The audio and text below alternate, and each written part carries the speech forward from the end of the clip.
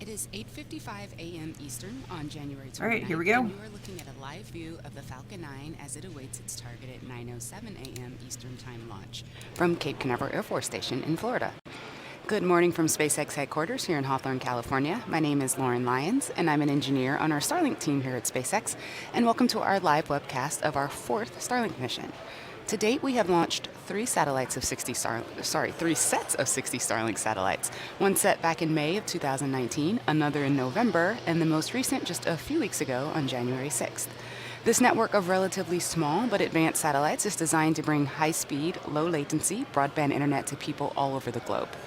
By design, these satellites will be able to service areas of the globe where connectivity has been unreliable, too expensive, or completely unavailable.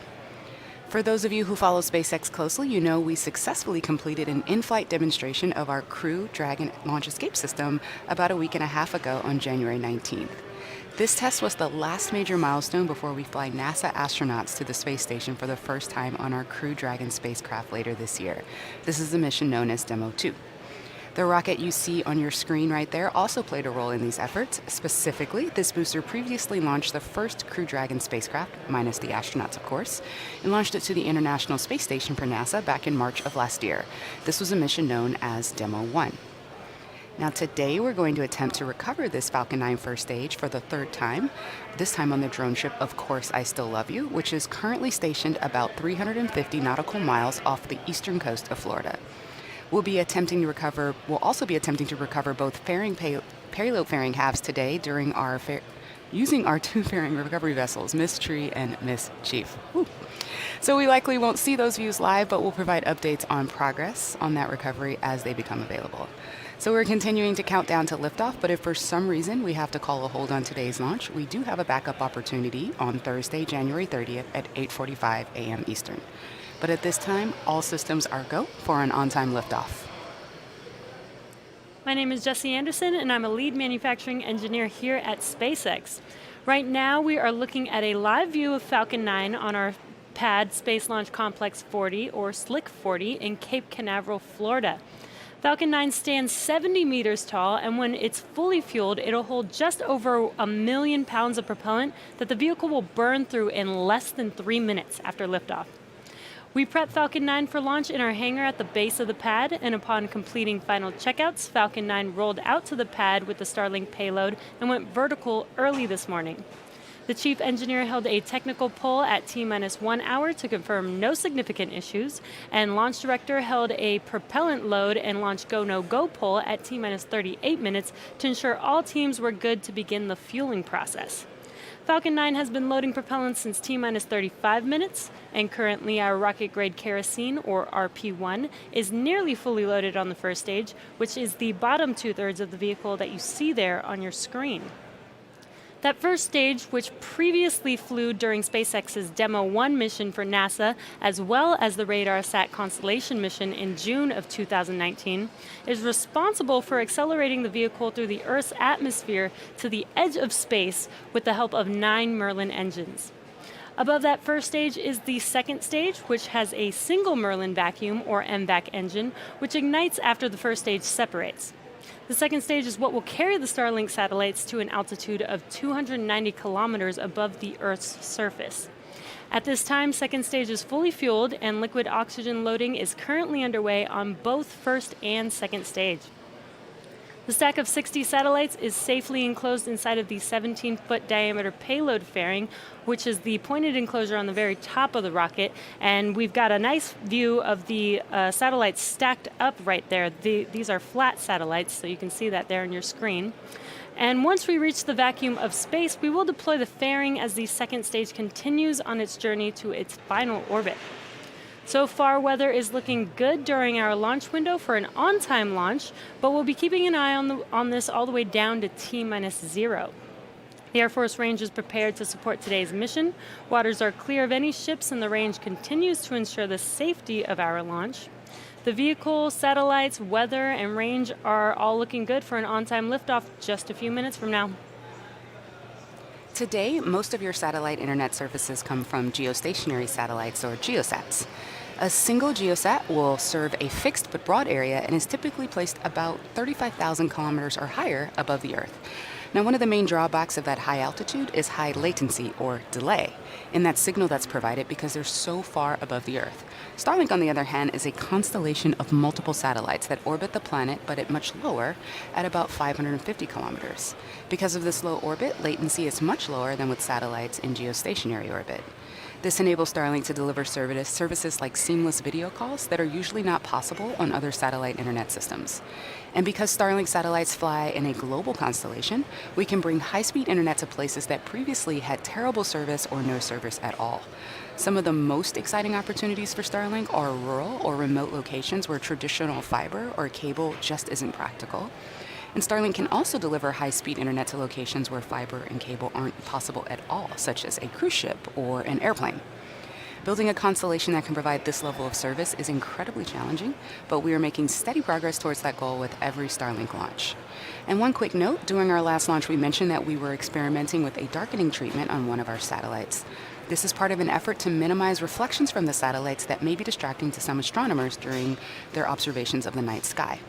It takes a few weeks for those satellites to reach their final orbit destination, so we don't have the results of that DarkSat experiment just yet, but we'll be sure to share what we've learned as the data becomes available.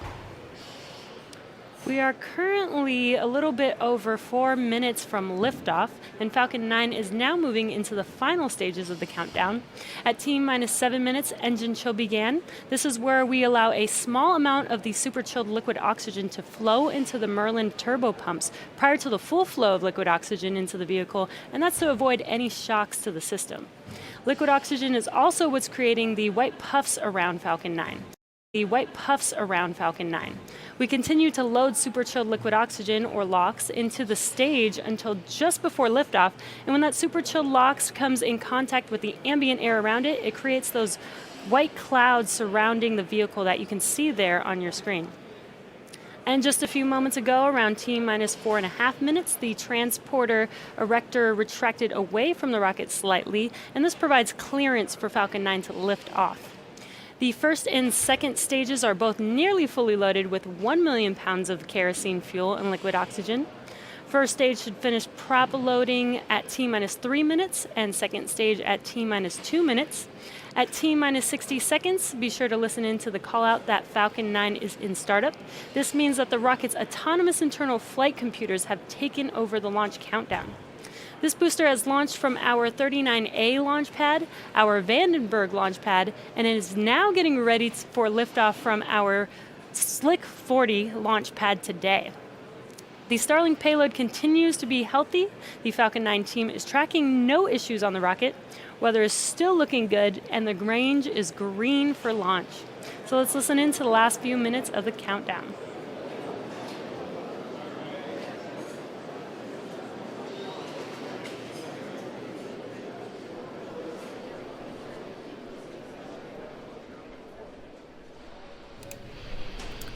Okay, so this is probably not all of the things, but on my card I have SpaceX, dogs barking, satellite, any mention of weather, free space, T-minus, mystery, mischief, constellation, Starlink, checked off. I know they've mentioned, of course, I still love you, and things like orbit and satellite, Starlink should all be checked off. Oh, RP1 has been said. I'm looking at mine.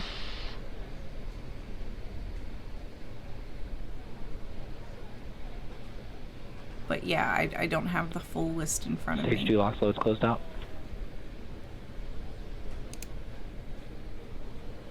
Oops.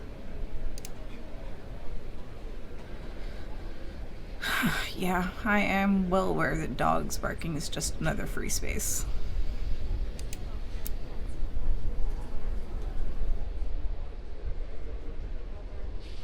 Ground gas closeout starting.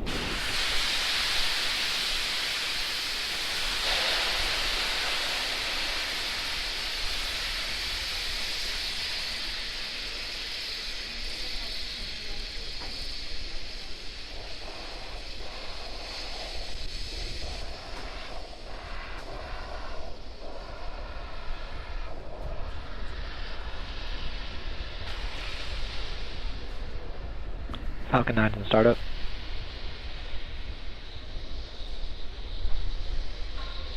Ground gas closeouts complete.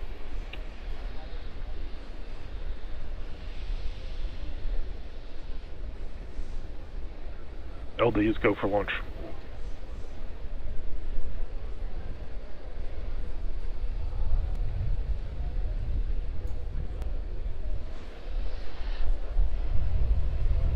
T-minus 30 seconds.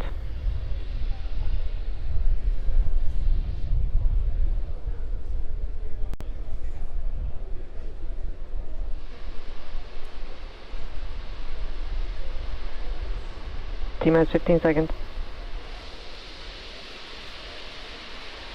10, 9, 8, 7, 6, 5, 4, 3, 2, 1, 0. Ignition, liftoff.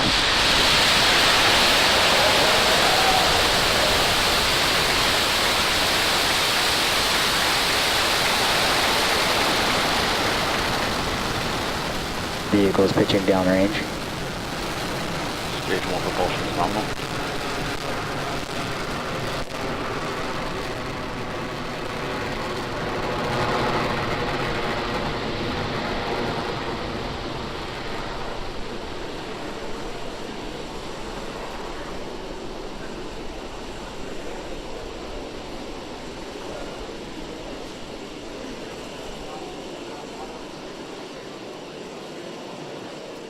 It is T plus 45 seconds, and we've just had a nominal liftoff of our Falcon 9 vehicle carrying our Starlink payload on its way to its targeted orbit.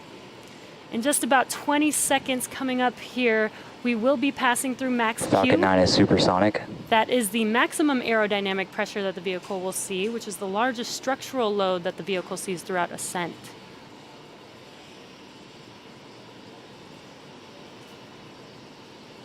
Vehicle is experiencing maximum aerodynamic pressure. And we've just heard that call out from Max Q. Coming up next in about a minute will be 3 events back to back, starting off with MECO, or main engine cutoff, followed immediately by stage separation, and this is where the first stage separates from the second stage, and then followed by SES-1, which is second engine startup. MVAC engine chill. And we should be able to see all 3 of those events live on your screen. But right now we've got an awesome view looking aft on the vehicle with the Earth in the background.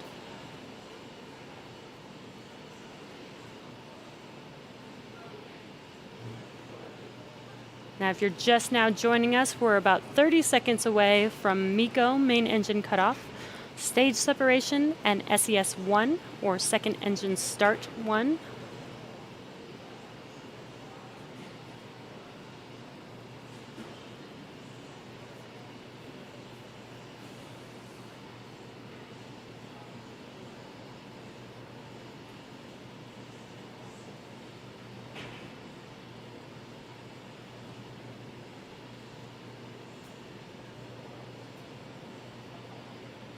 There's that main engine cutoff. Main engine cutoff. Stage separation confirmed. You can see the stage separation, first stage separating from second stage on your left screen, and on the right, second engine startup. That's that MVAC engine on our second stage. And there's that bright red glow on the engine. So now coming up in about 20 seconds is fairing deploy, and as Lauren mentioned earlier, we will be attempting to catch both payload fairing halves on our recovery vessels, Miss Tree and Miss Chief.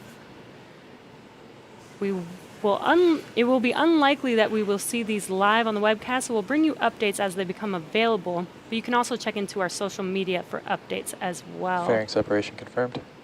And there's that call out for fairing separation. There's fairing deploy. You can see that on your right screen. Those fairing halves are now making, you can see that on your screen actually, the fairing halves are making their way back to Earth, and hopefully we can catch those on our recovery vessels.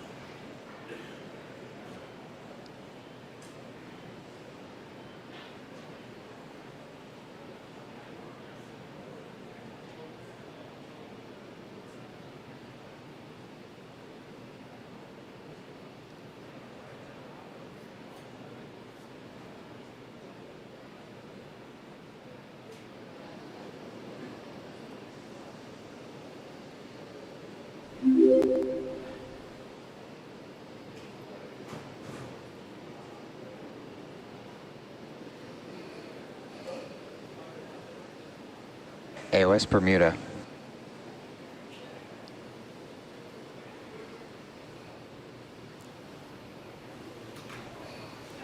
Okay, so we have on both sides of your screen here, we got stage 1 on the left and stage 2 on the right. So a lot of really cool stuff coming up all at once or in rapid succession here in the next few minutes. On the left side, what we're going to see on the stage 1 side of things is at about T plus 6 minutes and 24 seconds, more or less, you're going to hear the call out and hopefully visually see the stage 1 entry burn. That's where we reignite 3 of those Merlin 1D engines, and that allows the first stage to slow down as it re-enters the upper part of the Earth's Stage 2 is atmosphere. on a nominal trajectory. All right, as you just heard, stage 2 is on a nominal trajectory. That's really cool. Meanwhile, stage 1 is coasting down, getting ready for that entry burn. That burn's going to last just under 20 seconds. After that entry burn, stage 1 will continue to coast down towards the drone ship, and at about T plus 8 minutes or so, you're going to hear the call out for the landing burn. That is where we reignite a single Merlin 1D engine, that center engine E9, and that slows the vehicle down to 0 velocity, and hopefully you'll see a cool image of it standing right up on the drone ship. Meanwhile, stage 2 continues to perform nominally, wearing that MVAC is at full power. Now, right after the stage 1 landing, about 20 seconds later, you're going to hear the call out for SECO 1, that's second engine cutoff 1. That is where we cease to burn the second stage engine and takes us into our first coast phase.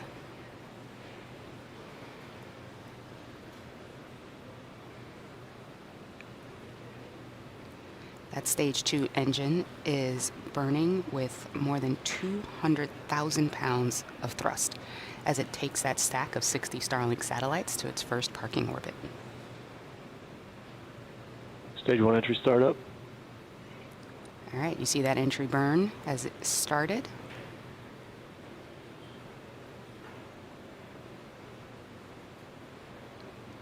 So we lost the image, but hopefully it'll come back. That entry burn was just under 20 seconds long.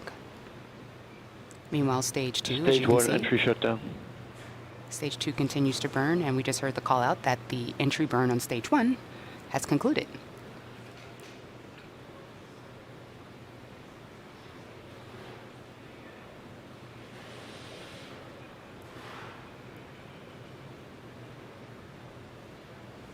Stage 2 continues on a nominal trajectory.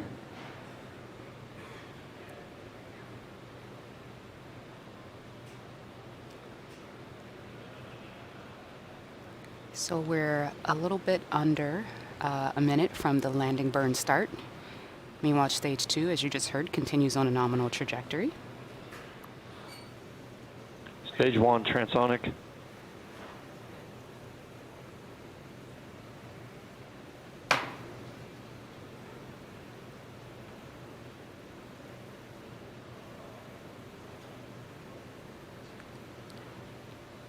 Okay, in just under 15 seconds, stage 1 should start that landing burn. Hopefully Stage we'll 1 get landing that camera startup. back.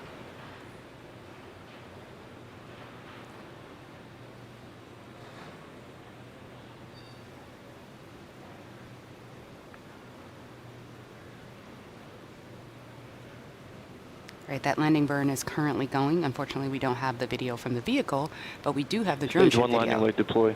Stage 2 is in terminal guidance. All right, and yes. Awesome. That's the third landing of this booster.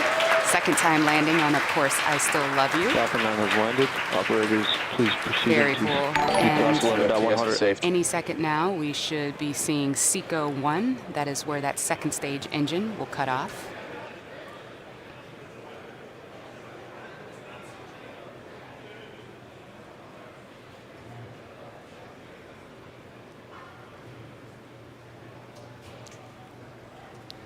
Got that animation there, but let's still listen out for the call. Back shutdown.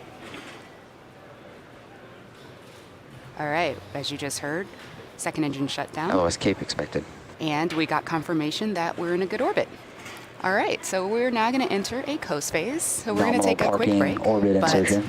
We'll be leaving you with an animation that shows where we are in the coast phase, and we'll be back at about T plus 45 minutes for a second stage relight, followed by another brief coast and then payload deploy. Hopefully we'll be able to bring you that payload deploy live on the webcast, so we'll see you back here in just over 35 minutes.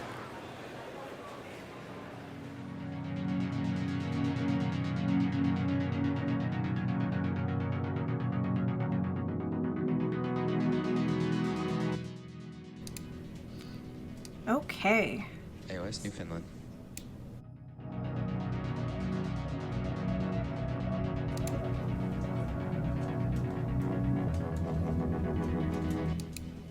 Yeah, the landings do keep getting better. So we've had a successful launch. We've had a successful landing.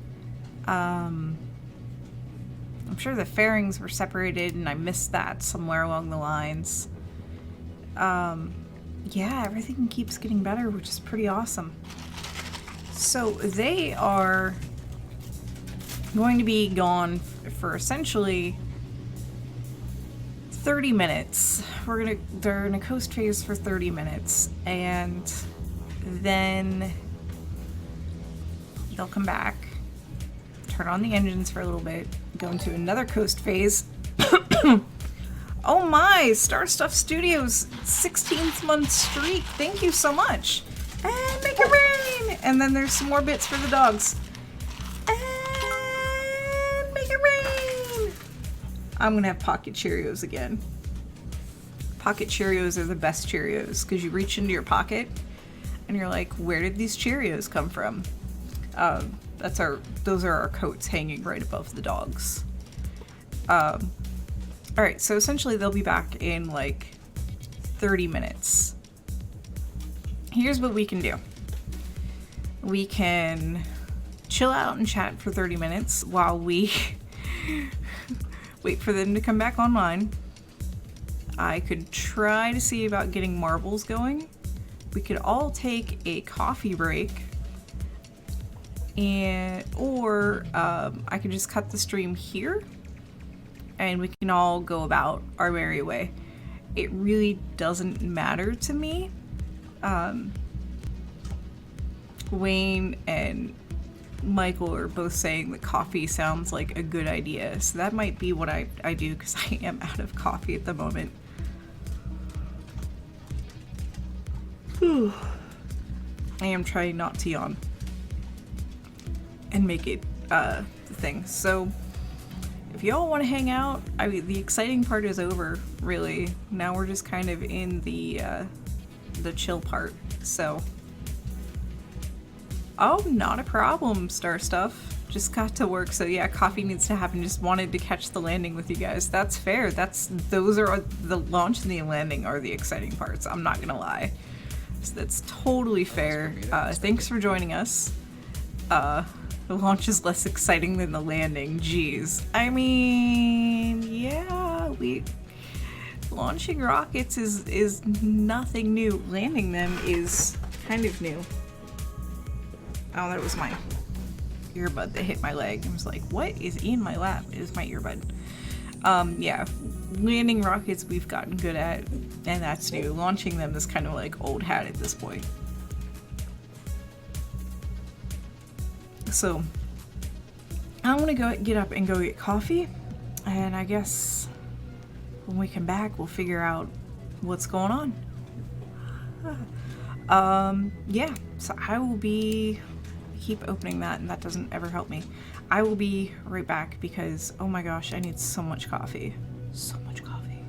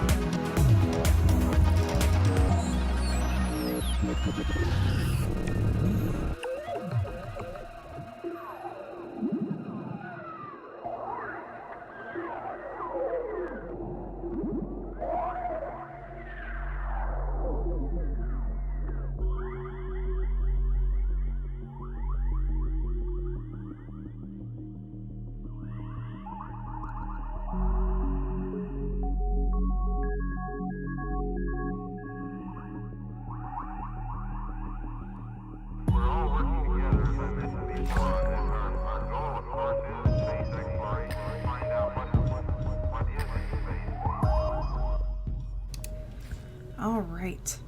I hear footsteps upstairs. We might have a wild favorite human sighting. So I am going to, where's my phone? Because I need my phone for two-factor. I am going to get marbles up because marbles is always a wonderful way of killing time. Oh, there we go. I was like, this is not what I wanted.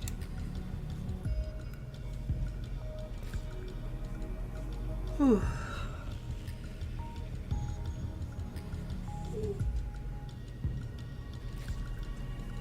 At least the music is nice. At least the music is nice.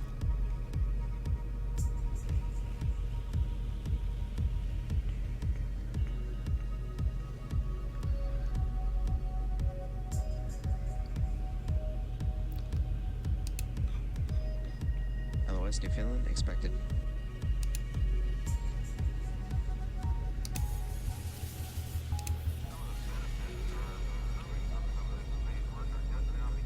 Play.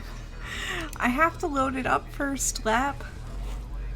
I know, but I have to load it up first. That involves switching accounts. AOS Goon Hilly.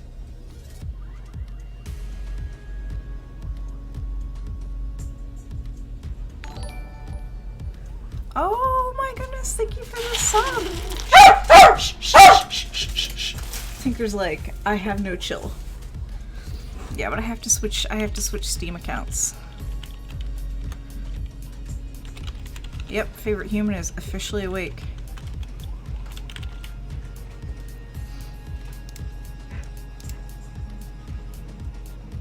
Yeah, it's early. Oh my, is it early? This is one of those things where it's like, I know other people are going to be streaming it, but I have to be up anyway today.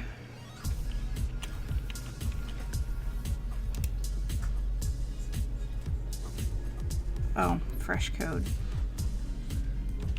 Good morning, favorite human. Would you like some coffee?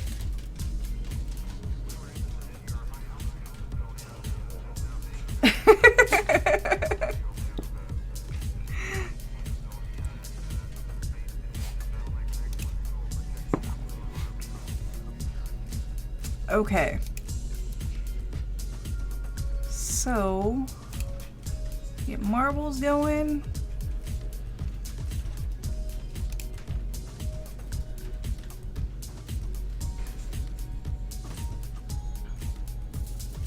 You gonna hop on stream and play marbles with us?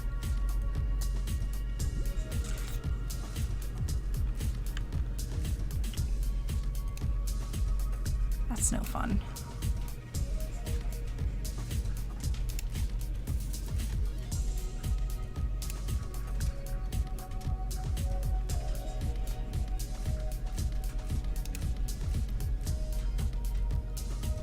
Okay.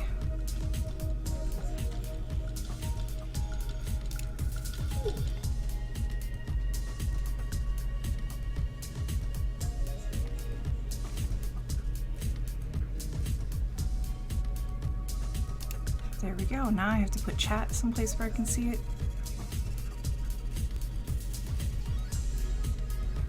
Yeah, there should be. I feel like there should be a law against waking up before the sun does, but that doesn't work when you live in like a polar region. Not at all. Alright, so race.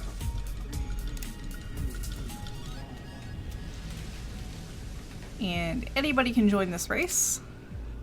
When it loads, my cat just said hi doggies. Aw. So you just do exclamation point play. He is free to join in. I forget what I have the start time set to. Change the enter countdown to 60 seconds, so that's a minute. So you can join for for another minute or so. It's 5 o'clock somewhere. Oh my goodness, no. No, it is coffee o'clock somewhere. And that somewhere is here. That somewhere is here.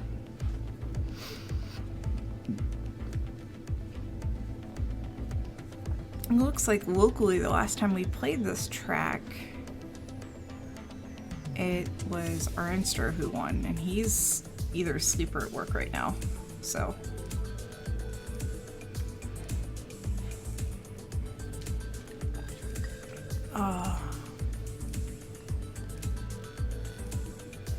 Boeing put aside $410 million US for another test flight of Starliner just in case. Oh wow.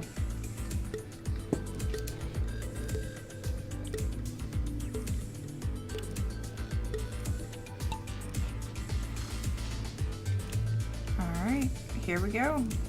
Into the tunnel of doom. It's gonna take a while for the funnel to work. Nope. There we go. I play too many video games and there's too many ways to go down. So we'll just kind of park ourselves to see who comes down first. Smithtown's in the lead.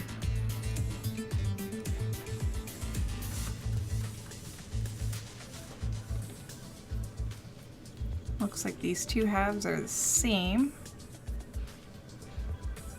I feel like this was designed for a whole lot more marbles, but that's okay. Oh, the Ghost Ball Arnstro passes up Midtown. Simple Organism Wayne and Lap 77 went down the center track. Oh no, Simple Organism got stuck. So who will it be? It looks like it might be Wayne Johnson in the lead. Get all caught up in the mixer. Lap 77 comes out on top. I don't think anybody can really catch up to lap 77 now. Everybody else is kind of spread out. Getting through the mixer looks like it's being a bit of a challenge. Veronica came up from behind. Simple Organism finally made it out. Oh, and it's lap 77 managed to pass all of those. Ends up in the second mixer. And goes right down the center track. Let's see, will they make it past the third mixer without a problem? Yep, lap 77 pulled ahead. Nope, nope, nope. I thought they got through. And I was a little premature with that. Veronica Cure pulling up second. She made it through the mixer. Simple Organism passed her up though. Wayne passed her up. Come on, Veronica, there you go. Followed by Midtown and Michael. And bringing up the rear is myself and Broken Symmetry.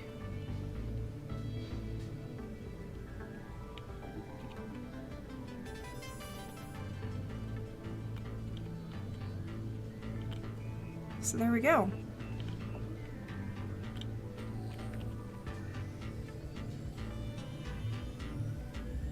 Lots of practice. Yeah, you pulled way ahead.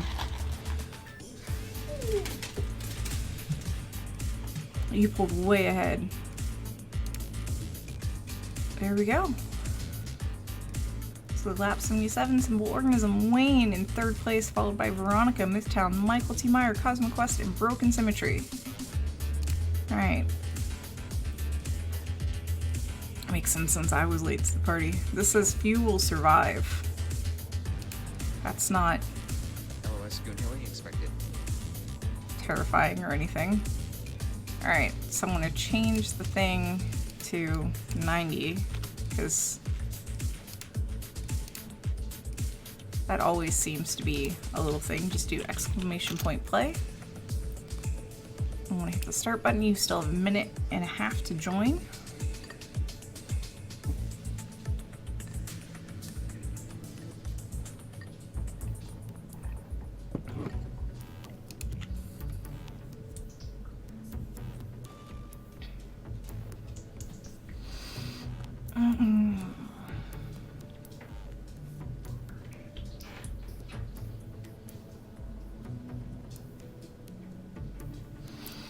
Favorite human, I think, retreated back upstairs.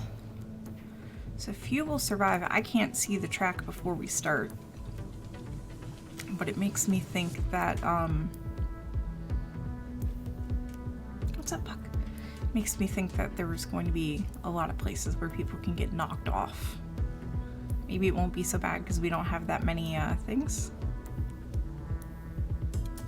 You pronounce exclamation point as shriek. Oh my goodness. Hi, Hilo. How you doing?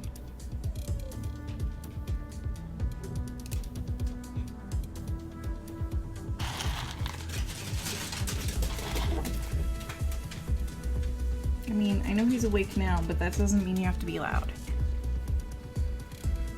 Poor favorite human. I'm awake. It's a little too early for my liking, but I'm awake. I'm on my second cup of coffee. Okay, here we go. Funnel of Doom. Getting lined up and wait to see who pops out first. Yeah, I mean, we're in coast phase for another 20 minutes, so I mean, I can sit here and yammer on while I'm half awake, or we can play, you know, marbles.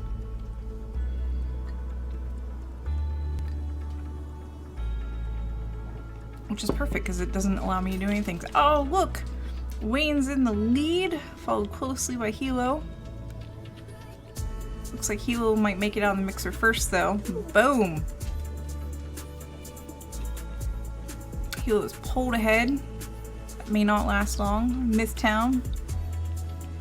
Simple Organism. Oh, Simple Organism passes Mythtown. What does this do? Oh, that's terrifying.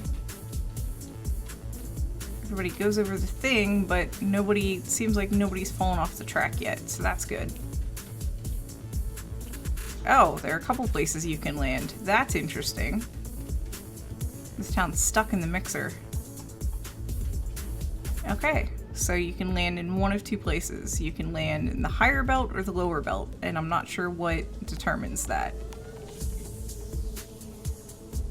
It looks like if you do go to the higher belt and you make it through, you can get knocked off like Mythtown did there, or you can make it into the thing.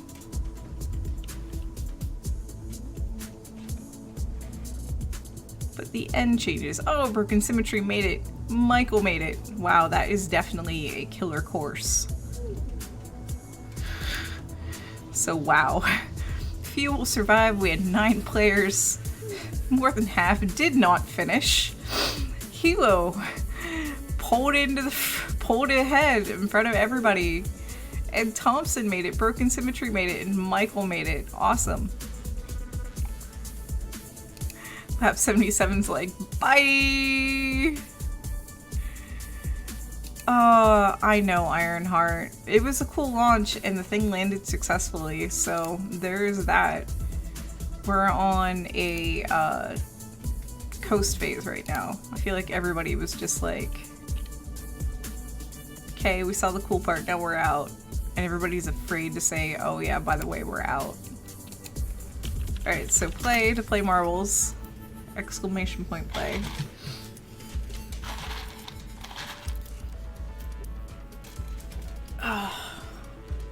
And nobody's like, stop it early, so we'll just keep going. I'm gonna click start. You still have 1:30 to join?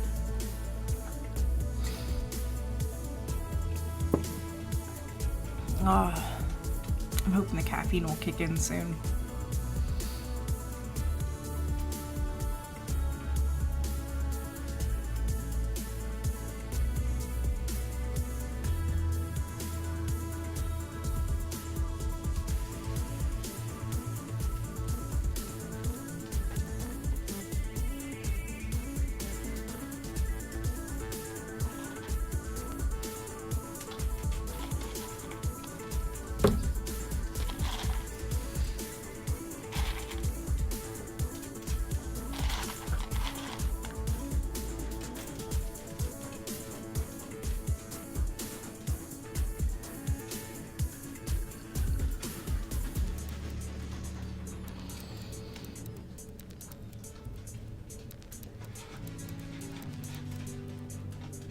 Michael says I have to drink a lot of coffee to notice any effect from the caffeine.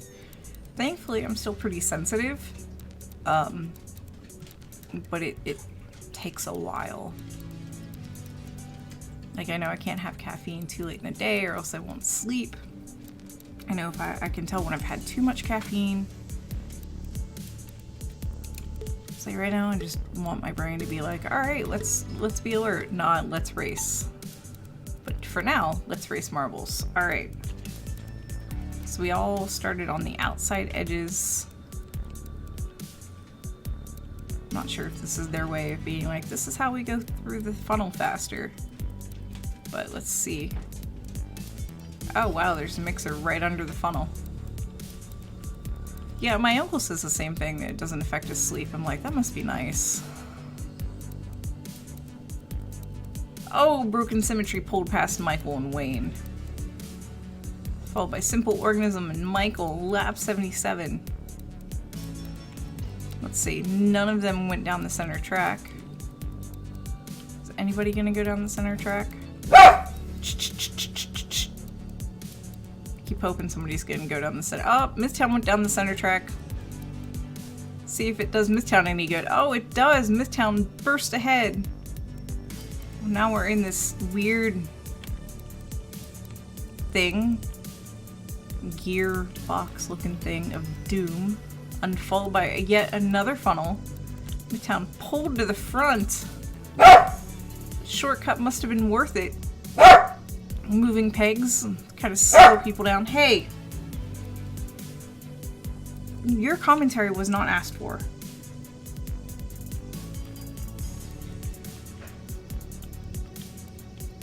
Oh, the mixer.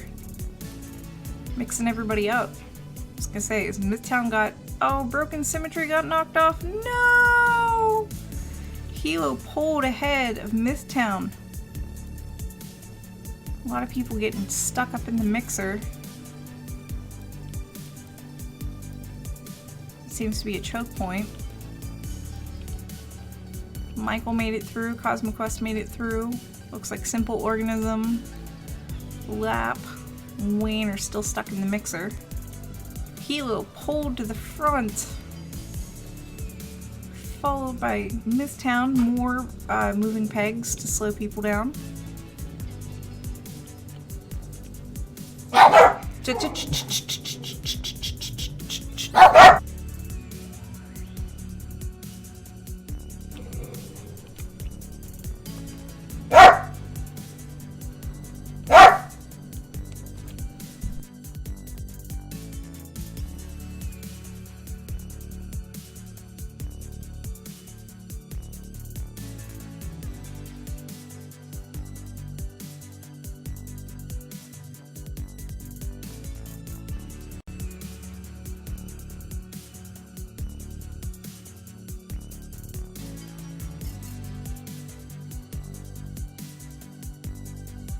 Oh no, Michael and Hilo got tossed off the track at the last minute.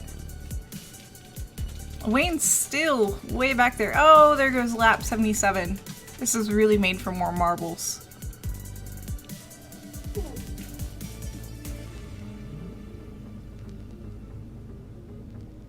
Did Simple Organism get stuck? No, there we go. Just taking the slow route. Wayne gonna make the jump soon. Woo!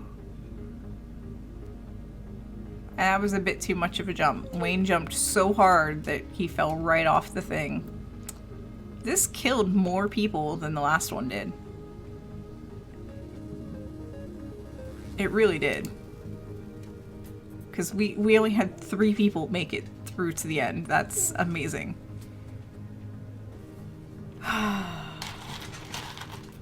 Wow. Just wow. That was a brutal track. These ones don't tell you like how many people make it through. Alright, my goal is just to play like every single one of these, by the way, if you hadn't noticed. But apparently 1, 2, 3, 4, 5. It will only highlight our last 5 that we've done. So there's that. Okay. We still have about 10 minutes, it looks like. This is weird.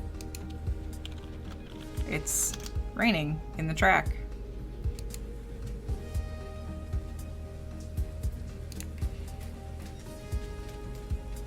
Super weird.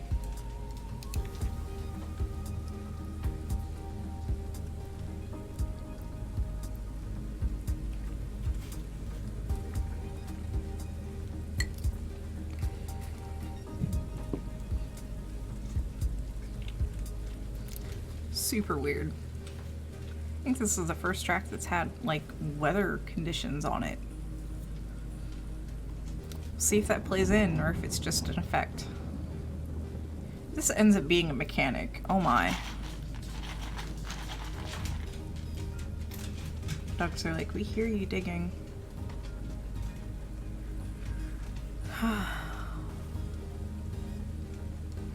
They had breakfast of dog food. They still want Cheerios.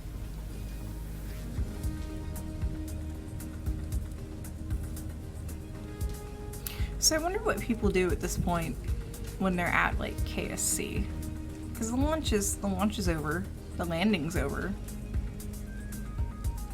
Like, do you just hang out and watch the screens? Everything else? Do you just pack up your gear and go home? Hey, Guido. I don't even know what time of day it is now, Guido. I have a feeling like that you might be at work. Oh, tea and cookies. Nice.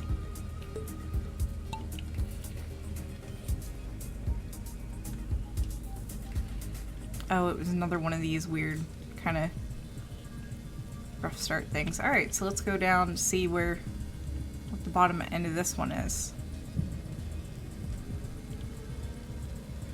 When it splits, it looks like the two sides are equal. So it looks like this was just built to handle a large number of marbles. Wow, most people went through one. Now through the cylinder thing. Down a ramp, Hilo's in the lead. Looks like if you're lucky, you might hit a booster. Hilo is overtaken by Guido, who I'm sure is cookie and tea fueled. Another funnel. Oh wow, and this one, hey, here's where the weather stuff pops in. There's a cannon at the end. I know it's hard to see. There's some speed bumps, which Guido just went right by. Everybody's going right by. You go through this thing, through the weather thing, which apparently doesn't, you don't just go through straight because we're following lap 77's ball. And then just land like that. And wow, you can still miss it. Let's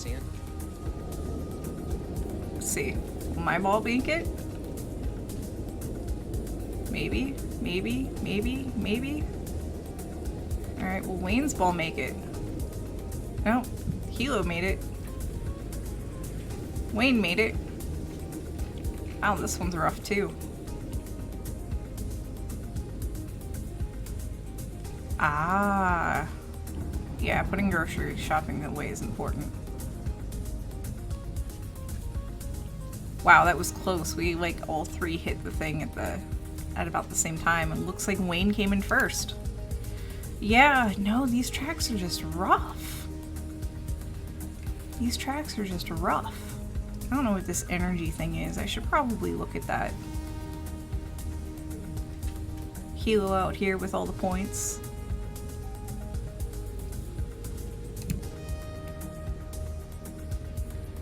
Oh, oh, oh, oh, oh, oh, oh, oh, oh, oh. They caught a fairing. Look at that.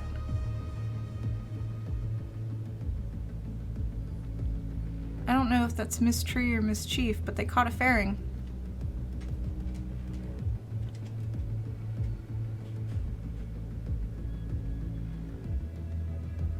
That's pretty awesome.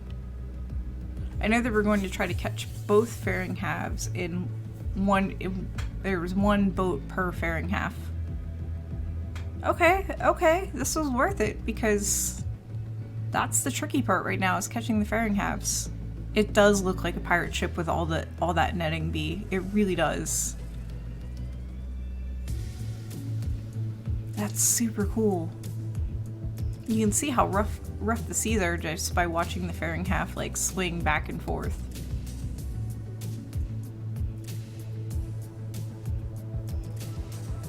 I better grab it soon, it might fall off. I don't know if there's a crew on that boat. And the baby helium boat on the net, aw. Or was it just that rough from landing? You know, rolling back and forth. There's no commentary here, so I have no idea.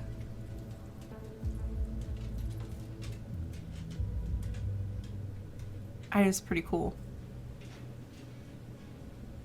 We've got an exciting update. As you can see on your screen, we were able to catch one of the fairing halves so far.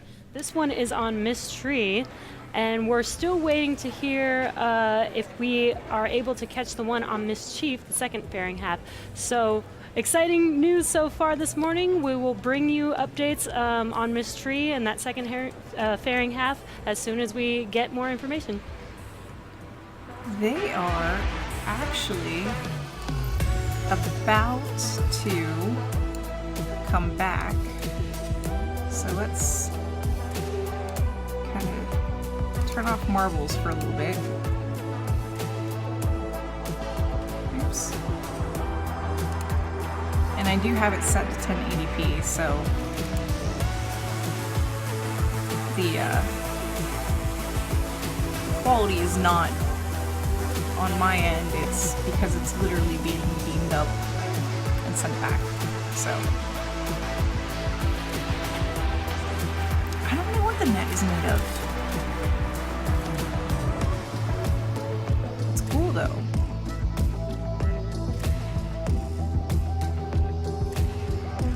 Oh, we're still a little bit ways out from Secco. Yeah, you're right, Michael. That is only the second fairing half catch ever. I will have to add that for my news today.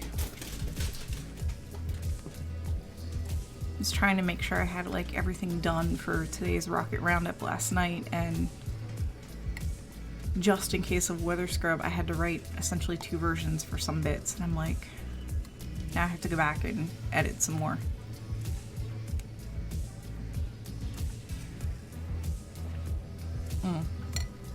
This coffee is almost gone. The net does make the fairing look small, broken symmetry, but the fairings are huge. They're huge.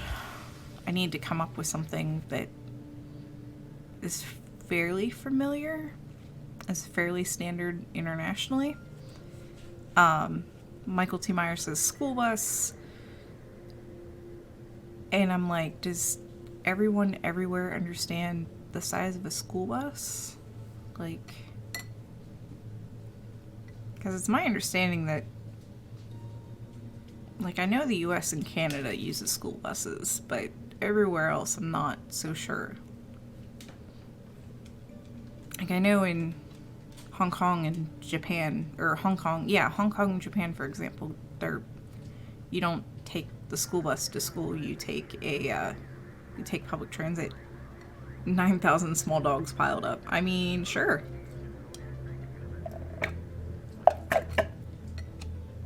Yeah, and that's why I thought that there weren't special school buses everywhere. So. Welcome back to the webcast for Starlink. We had some exciting news that we did catch one of the fairing halves on Miss Tree. Unfortunately, we were unable to catch the second fairing half on Miss Chief. It was really, really close. Looks like it did have a soft water landing, so we will be pulling that fairing half out of the water and hopefully reusing it again in the future. So coming up next in about 30 seconds from now will be SES-2 followed by SECO-2, and that's second engine start and second engine cutoff. Now this burn will last just 1 second long. It's one of the shortest burns that we do, and that's because we are so close to our targeted orbit that a 1 second burn will get us there just fine. So that it's coming up shortly in about 5 seconds or so. Again, it might not look like much because it is a 1 second burn. Hopefully we'll get that live view.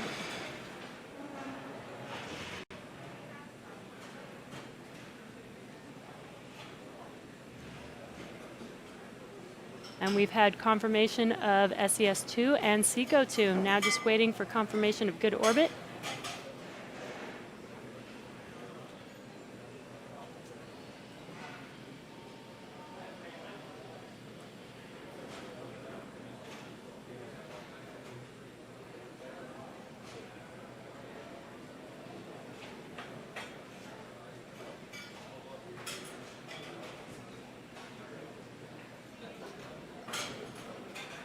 And we've had confirmation of good orbit. So now that second stage is in a good orbit and making its way to its final destination. Good orbit insertion for satellite deploy. And there's that call out. Now that we're in a good orbit, we'll be coasting for the next 15 minutes or so. So we'll be back at T plus 1 hour and 1 minute for payload deploy.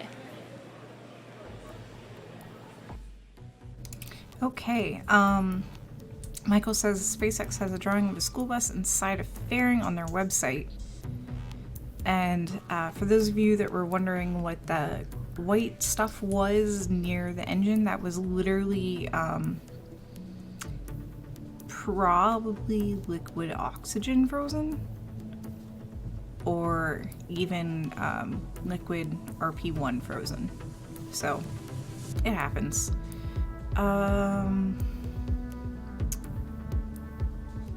So Tracker Kev is asking me, on the crew abort test, any idea how the trunk was recovered? I thought it would sink.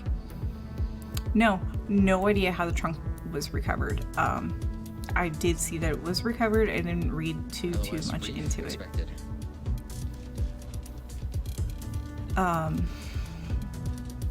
Normally the trunk does burn up in the atmosphere, but the crew abort test didn't go high enough up for that to happen, I think. And what I mean by burn up in the atmosphere is when it comes back down, it tends to burn up in the atmosphere. You literally put the junk in the trunk.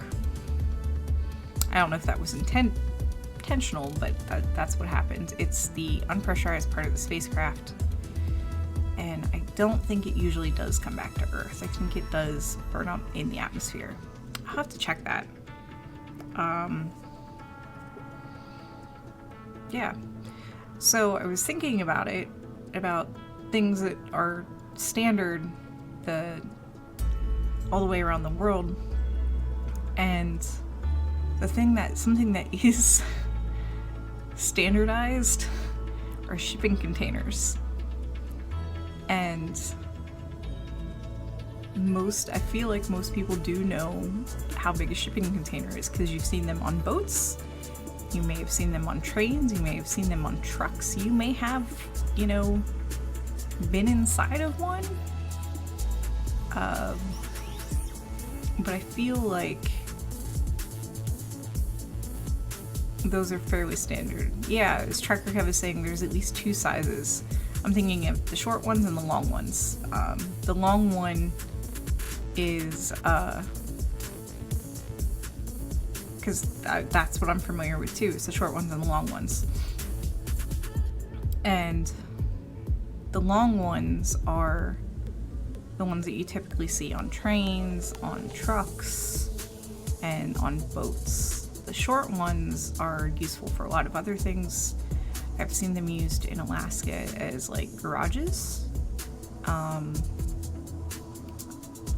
And I've seen literal refrigerated ones when I was in Alaska, and that was kind of unusual because I just wasn't used to it. But where I was in Alaska, things either had to be brought in by plane or ship, and there wasn't really a port big enough for like a big ship to dock properly. So anything that came in on ship had to be taken off of the big ship that it came on and put on a little boat and then brought to shore. So yeah, kind of interesting. But that did include the shorter shipping containers, and probably occasionally sometimes the longer ones, because I did see the longer ones every once in a while. But yeah, the short and the long ones. So I'm thinking I might use that as a standard of size, like the long shipping containers. So yeah, and the containers can be used as buildings. China's building, or was building, I don't know if they're done, hospitals with shipping containers. I've seen shipping containers used and converted into living spaces at port operating bases in Kuwait. They're pretty versatile things and you see them a lot, so yeah. I think there's a place in Seattle called Shipping Container Park. I don't remember if we went there, but I know there's a place in Seattle called that. So, or was that Las Vegas? That might have been Las Vegas. Anyway, people build things out of shipping containers. Michael's asking me, you need to refrigerate things in Alaska in the summer? Yes. When I was in Alaska, it was July and August, and it was cooler than it was at home, but like you couldn't just leave stuff outside. Like there were berries ripening and things, so to keep meat, from going bad before it got to the grocery store or things of that nature, there were shipping containers. Yeah.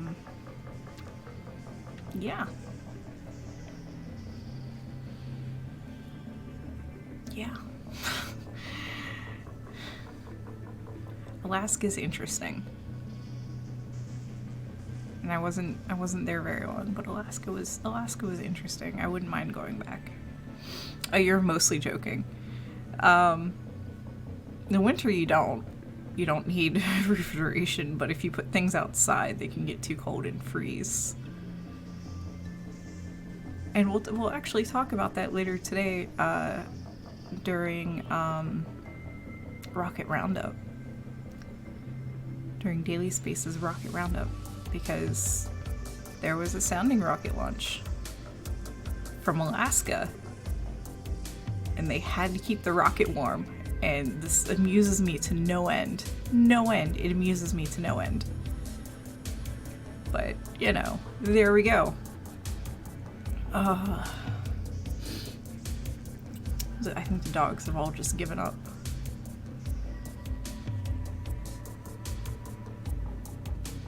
So,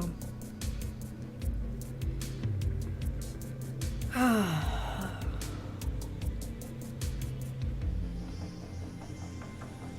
least the music's nice.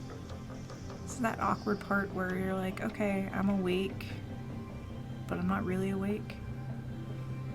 Swan Electro. Hi, Swan Electro. The launch was awesome.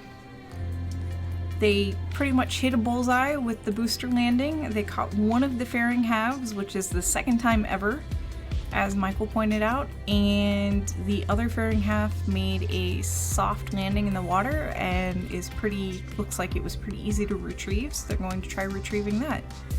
So it's everything. The launch was amazing. In about 10 minutes, they're going to come back. Maybe it's less than 10 minutes. I think it might be closer to 5 minutes. They're going to come back and talk a bit and then deploy the payload, which is the 60 satellites. So until then, we're just kind of hanging out. I haven't seen you before, so hello, welcome. And yeah, things and stuff. I am still waking up.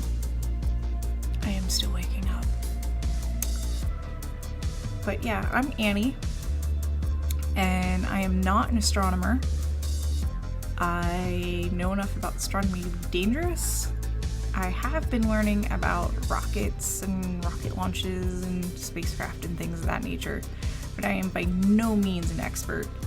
I am apparently becoming an expert on space toilets, but again, I have a weird fascination with space toilets. Hello, Abraham Lincoln Sphere.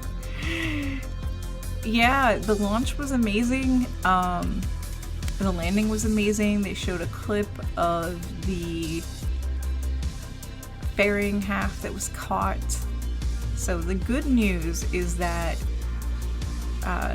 this will be up on video on demand, so you can go back and watch it later. You can watch it on SpaceX's YouTube channel later. You can watch it on our YouTube channel later. So, yeah.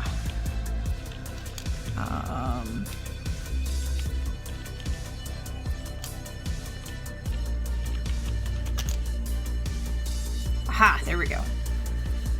So, yeah, it was pretty amazing. And everything was nominal, and we like it when things are nominal.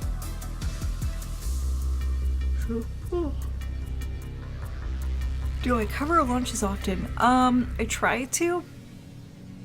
It depends on what time of day it is and what launch. The launches I don't cover usually are Chinese launches because there's rarely a live feed. I do cover as many launches as I can. So, yes. I also do, today is Wednesday, and today I do Rocket Roundup. And, oh, thanks for the follow. Dogs are like, I know what that means. Today is Wednesday, so today is going to be Rocket Roundup on Daily Space, which is at 1800 hours UTC. So maybe they'll start live feeds now that they're actually steering the things. The fairing catchers, or as far as Chinese. Not all of the rockets can be steered back down. And China and Russia don't typically live stream a lot of their stuff. I think part of it is censorship. I think part of it is saving face. I think part of it is just language barriers and technology barriers.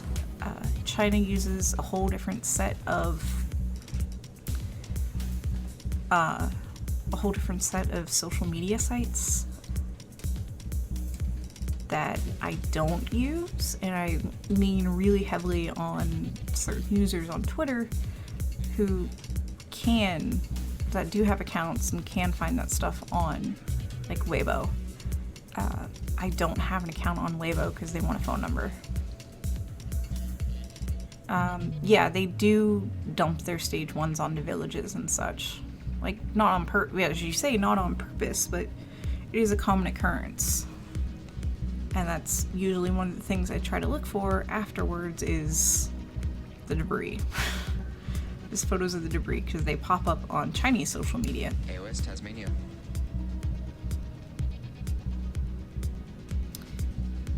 And yeah, there's a very healthy space flight fan community in China. There's several websites.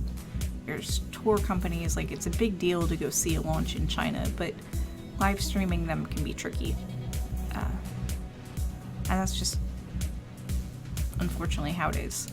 I do try to cover as many Indian launches as I can because I don't feel like they get a whole lot of press in the US. Arianespace typically has launches at a decent time of day for me to cover.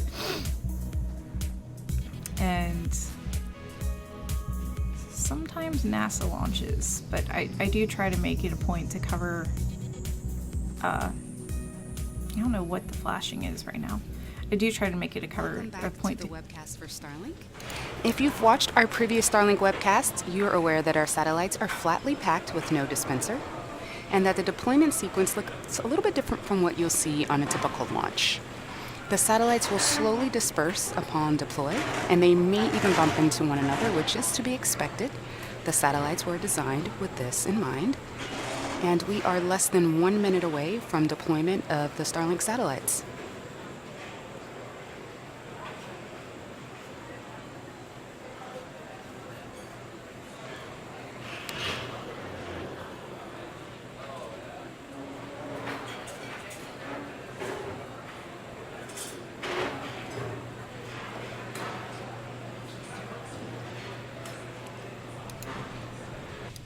But yeah, I make it a point to cover non-American launches. Okay, so after the satellites deploy, they are going to, over time, separate from one another and use their onboard krypton ion thrusters in order to space themselves out into their orbital planes and raise their altitude to their operational orbit of 550 kilometers. Our insertion orbit, if you remember, today is about 290 kilometers above the Earth.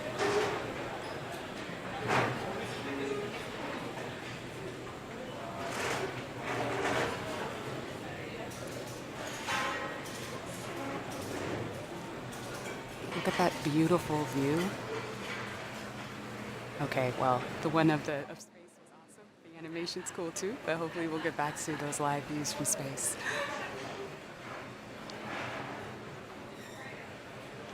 Starlink tension rod separation confirmed. Okay, we just heard the call out that separation has been confirmed. Let's see if we can get another view. That would be really cool.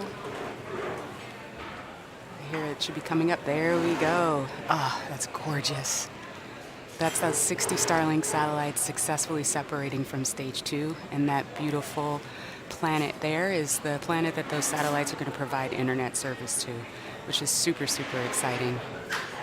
And with that, that brings our webcast to a close. We had a successful mission. We had a great stage 1 ascent, completing the hat trick, launching from 3 separate launch sites. We had the 3rd recovery of this booster.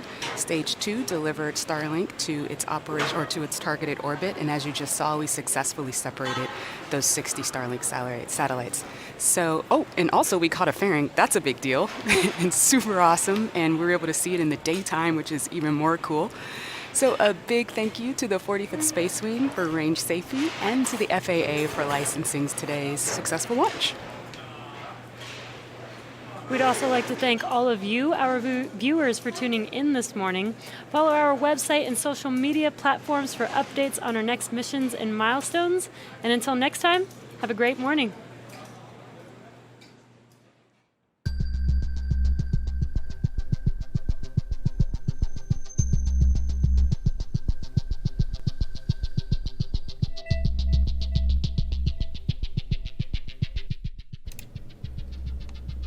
Okay, so that was that. I'm gonna pause it so we stop the music. Wayne finally got his bingo. Michael says now they have about 240 Starlink satellites in orbit, and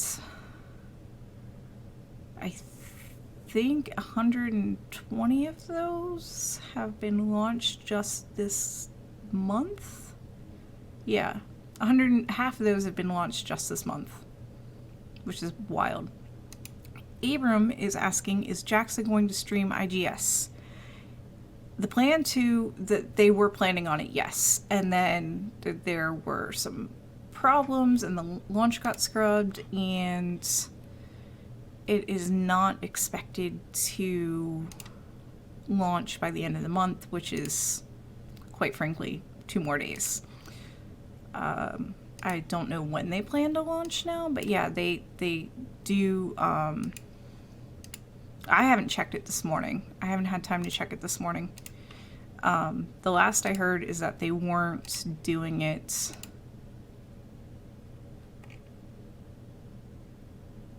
Oh, see, okay, so I use Rocket Launch Live. And it may not be updated. The last I had read was that they weren't...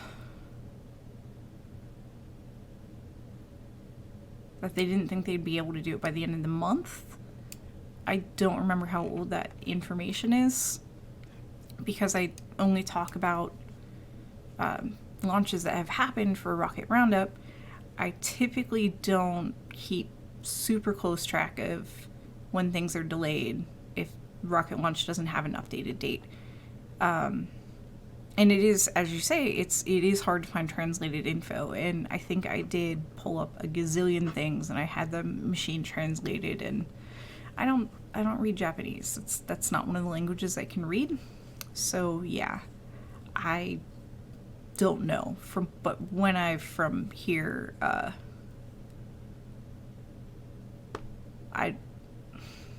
from what I remember, I don't think they were going to be able to launch by the end of the month. So Michael says, I don't think they mentioned Starlink trains. They didn't. And I didn't see any angry astronomers. Neither did I. So, yeah. Yeah, you can blame Trucker Kev for angry astronomers, I think. But that's all I have for you all. I am going to wrap up what I need to wrap up for today's show and things of that nature, and spend probably a tiny bit of time with Favorite Human before he has to go to work. So thank you all for tuning in. Thank you all for your patience. Thanks for hanging out with me. Thanks for getting up. Yeah, I'm still not quite awake, but yeah, thanks for hanging out with me. I will see you all in a few hours. Oh, thanks for the follow.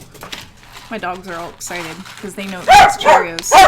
All right, make it rain. Yeah, if I get another cup of coffee, it'll be my third cup. So I think it might be time for some eggs. All right, yeah, I will see you all later. Wherever you are in the world, have a wonderful insert time of day here. Keep being awesome.